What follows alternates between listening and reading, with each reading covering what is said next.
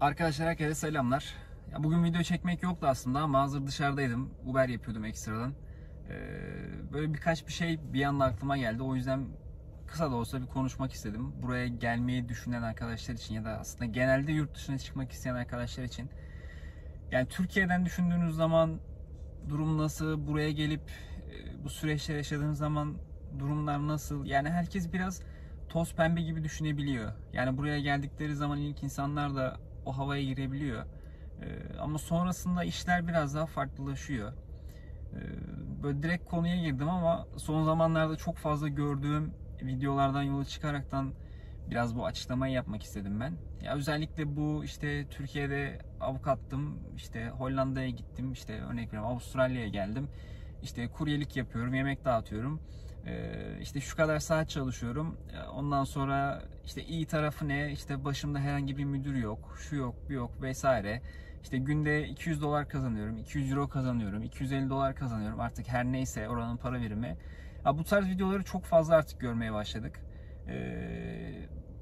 Ama bunların aslında iç yüzü nedir, ne değildir? Yani bu insanlar gerçekten artık mesleği neyse mühendis, avukat Türkiye'deyken buraya geldikten sonra bu kuryeliği yapmak, gerçekten 8 saat, 10 saat, 12 saat çalışmak sizi daha mı mutlu ediyor? Bence soru işareti. Yani Türkiye'deki insanlar biraz böyle düşünüyor olabilir. Ya o videoları izlediğiniz zaman da böyle çok şey geliyor. Aa işte mükemmel vesaire, işte gideyim orada kafam rahat olur vesaire ama arkadaşlar o işin aslında iç yüzü tamamen öyle değil. Yani ben buraya geleli 4 sene olacak bir iki ay içerisinde. Ya bu 4 sene içerisinde herhalde Avustralya'da yapılabilecek bütün işleri yapmışımdır. Yani ilk geldiğim günden itibaren Uber Eats yapmaya başladım. Bisikletle yaptım, arabayla yaptım. Temizlik işlerinde çalıştım. Tavukçuda çalıştım, kebapçıda çalıştım, fabrikada çalıştım, kapı taşıdım, ağır kapıları. Yani burada yapılabilecek her işleri yaptım. Hospitality sektöründe çalıştım. Hepsini yaptım. Ve hani yapmadığım mesleklerle alakalı da sağda solda illaki tanıdıklarımız yapıyor, görüyoruz, duyuyoruz, biliyoruz. Ama bu şekilde gitmiyor arkadaşlar. Yani yeni gelenler için Türkiye'den bir kaçış olarak görülüyor. Ya kesinlikle Türkiye'nin şu anki durumunu ve oradaki insanların o psikolojisini de yargılamıyorum. Haklılık payları bence kesinlikle de var. Ama buraya geldikten sonra bence insanlar tam olarak nelerle karşılaşacaklarının farkında değiller. Ya buraya geldikten sonra sonradan çok fazla söylenenler de oluyor. İşte yani Uber Eats'te 10 saat, 12 saat yani o köpek gibi o pedalı çevirmek, o arabayı kullanmak gerçekten hiç kolay değil. Yani hani arkadaşlar paylaşıyor işte 250 dolar, 300 dolar, 500 dolar kazandım ettim. Abi saatlerine bakıyorsun 10 saat, 12 saat Uber yapmış, oradan çıkmış işte keşişe geçmiş, 3 saat, 4 saat onu yapmış. Yani bakıyorsun toplam 4 saat, 5 saat uyku uyumuş. Bu adamların bir yandan okulu var, böyle bir koşturması da var. Tüm bunlar olunca belki bunu bir süre idare edebiliyorsunuz. Ama 6 ay sonra, bir sene sonra, hatta bence o kadar bile sürmüyor, bir sorgulama aşamasına giriyorsunuz. Yani bu sorgulama aşamasına biz bile hala ara ara giriyoruz. Niye buradayız? İyi mi yaptık, kötü mü yaptık vesaire diye. Ama ilk geldiğiniz zamanlar bu durumlar çok daha zor. Çünkü önünüzü tam olarak göremiyorsunuz. Ne yapacağınızı çok fazla bilemiyorsunuz. Paraya ihtiyacınız var. Çok fazla çalışmak zorundasınız. Bir yandan okul derdi var. Okul derdi inanın hiç bitmiyor. Ondan sonra bu sefer vize dertleri var. Hangi vizeye geçeceğim, ne yapacağım, nasıl uzatacağım vesaire vesaire. Yani Türkiye'den eğer yurt dışına gitmek istiyorsanız bence kesinlikle bu tarz videolara kanıp da aldanıp da bir hareket etmeyin. Yani bunun mutlaka iyi bir araştırmasını yapın. Adam orada işte Uber Eats yapıyormuş. 300 dolar kazanıyormuş. İşte 5 gün yapsam işte 1500 dolar. Şu bu arkadaşlar o hesap kesinlikle öyle gitmiyor. Yani o adam günde 300-400 dolar kazanıyor ama bunun içerisinde işte vergileri var, ne bileyim başka masrafları var vesaire vesaire. Ya onun üzerine adam 10 saat, 12 saat, 14 saat çalışmak zorunda kalıyorsunuz arkadaşlar. Ben bunları bizzat yaşadım. Ve hala zaman zaman yaşıyorum da.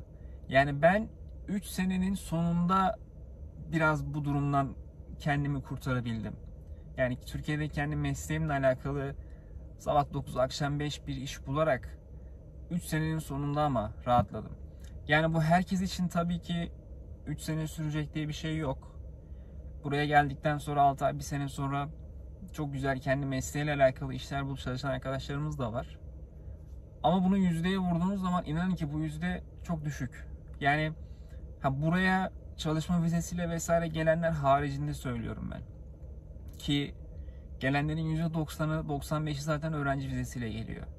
Hani geriye kalanlar da işte sponsorluk vizesiyle ya da direkt nitelikli göçmenlik vizeyle geldiği için adamların zaten full time çalışma izinleri var. Hani onları bu durumdan ben çıkartıyorum biraz. Yani öğrenci olarak gelip de bu sürecin içinde bulunuyorsunuz zaten. Ya görüyoruz işte adam ya deli gibi şu anda bununla alakalı akımlar var artık. İşte şoförlük yapıyorum, şu kadar saat çalıştım. Şu kadar saat çalıştım da demiyor daha doğrusu. İşte bir günde şu kadar kazandım. Ya bir günde kaç saat çalıştın? Ya onu söyle. Hani insanlar bilsin yani 12 saat direksiyon sallamasın ve bu hiç kolay bir şey değil arkadaşlar. Yani ben hatırlıyorum Uber yapıyordum. 12 saat Uber Eats yapıyordum. 12 saat çalışabiliyorsunuz. 12 saatten sonra sistem otomatikman kapatıyor kendini. Hatta Uber'de de yani dahil. Normal Uber Drive yani insan şu taksi gibi olanı yaparken de 12 saat Uber'i yapıyordum. 12 saat Uber'i yapıyordum. O bitiyordu. Sonra Didi diye başka bir uygulama vardı. Ona geçiyordum. Ondan da artık çalışabildiğim kadar çalışmaya çalışıyordum. Yani bu full benim Uber yaptığım zamanlardan. Ya o zaman bu 9-5 işim yoktu. Yani zor. Kesinlikle bence öyle anlatılan gibi işte ya çok güzelleme yapıyorlar arkadaşlar. Belki o hayat insanın hayatları gerçekten bu kadar güzelledikleri kadar da harika olabilir. Ama ben kesinlikle bu tarz yaşayan insanların yüzdesinin çok çok çok düşük olduğunu düşünüyorum. Yani gelenlerin büyük bir çoğunluğu bu süreçlerden geçmek zorunda. Yani 1 sene, 2 sene, 3 sene full time çalışabileceği bir vizeye sahip olmak, kendi mesleğiyle alakalı bir işe girebilmek. Ya bunlar zaman alan şeyler. O yüzden ben oraya gittiğim zaman şunu yaparım, bunu yaparım gibi bir hesapla bence kesinlikle gelmeyin. Yani her şeye hazırlıklı olun burada.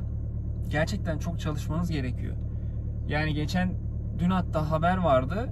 Şu an burada Avustralyalıların 35-45 yaş arasındaki Avustralyalıların yani %56'sı şu anda ikinci bir işte çalışıyor. O ikinci işte ne? Bence tahminimce herkes Uber yapıyor artık. Ya özellikle Sydney'de Uber yapmayan artık ikinci iş olarak kimse kalmadı. Yani ben de aynı şekilde öyleyim. Benim hafta içi 9-5 işim var. Bazen hafta içi 5'ten sonra çıkıyorum. Bazen 9'dan önce sabah çıkıyorum. Ya da hafta sonları vakit bulduğum zaman yoğun saatlerde yine çıkmaya çalışıyorum. Ya mecbur yapmak zorunda kalıyorsunuz. Benimki yani Uber artık çok direkt benim birinci işim olmadığı için tabii biraz daha ben istediğim zaman bırakabiliyorum. Çok fazla kasmıyorum kendimi ama direkt öğrenci olanlar vesaire için bu durum zor. Yani ikinci bir işte artık özellikle Sydney'de yaşıyorsanız çalışmak durumunda kalabilirsiniz. Zor. Yani kiralar yükseldi artık. Buranın da enflasyonu vesaire çok yükseldi kendilerine göre. Yani markete gittiğiniz zaman da bunu görebiliyorsunuz. Ev kiraları zaten artık Sydney'de, şehir merkezinde vesaire yakın yerlerde uçtu gitti. O yüzden kolay değil. Hesabınızı, kitabınızı çok iyi yapın.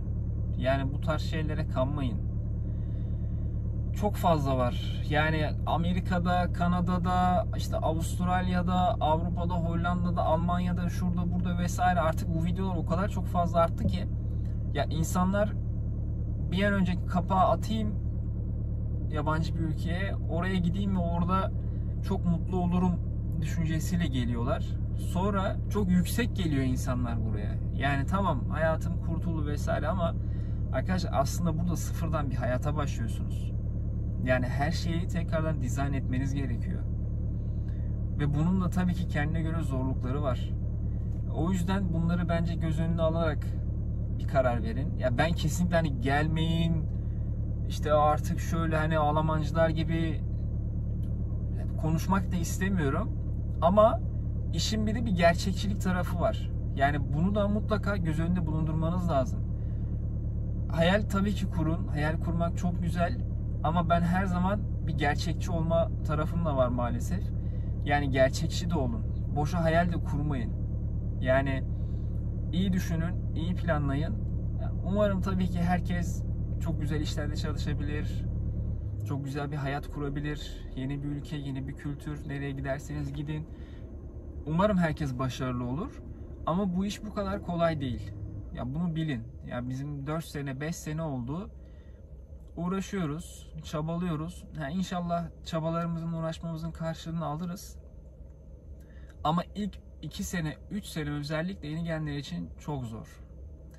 Ya bunu söylemek istedim. Çok artık çünkü Instagram'da, TikTok'ta, Twitter'da, şurada, burada işte videolar viral oluyor. İşte günde 2000 TL, işte adam bir de yani bir de şöyle bir tayfa var. İşte Avustralya doları üzerinden gidiyorum. İşte günde 300 dolar kazandım. İşte 20 dolar Avustralya, 20 TL Avustralya dolarının karşılığı.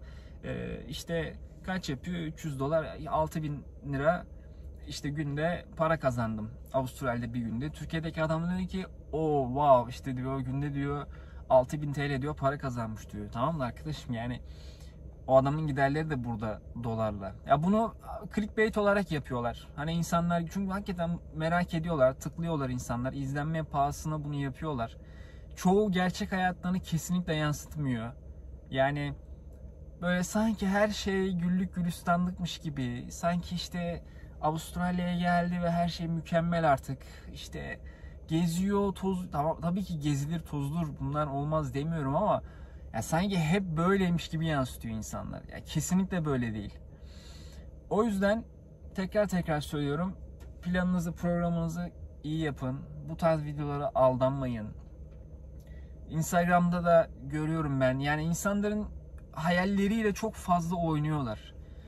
İşte bu isim de vereyim hatta. Michelle'le bir tane bir çocuk, bir çift böyle.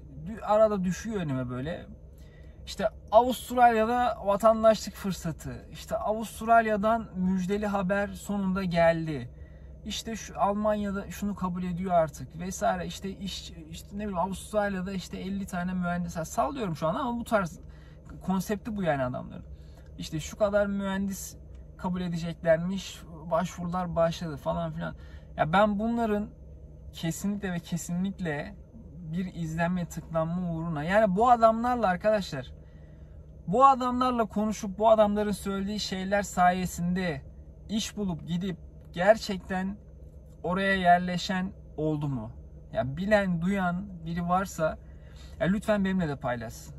Gerçekten neydi ya? Michelle'le çocuğun adını unuttum vallahi gerçekten. Siz anlamışsınızdır. Bir tane çift sürekli böyle gülüyorlar. İşte Avustralya işte bir beklenen müjdeli haber geldi. İşte sonunda şuna başlayacaklar. İşte vatandaşlık işte artık çok kolay almak vesaire falan filan, yani böyle anlatıyorlar.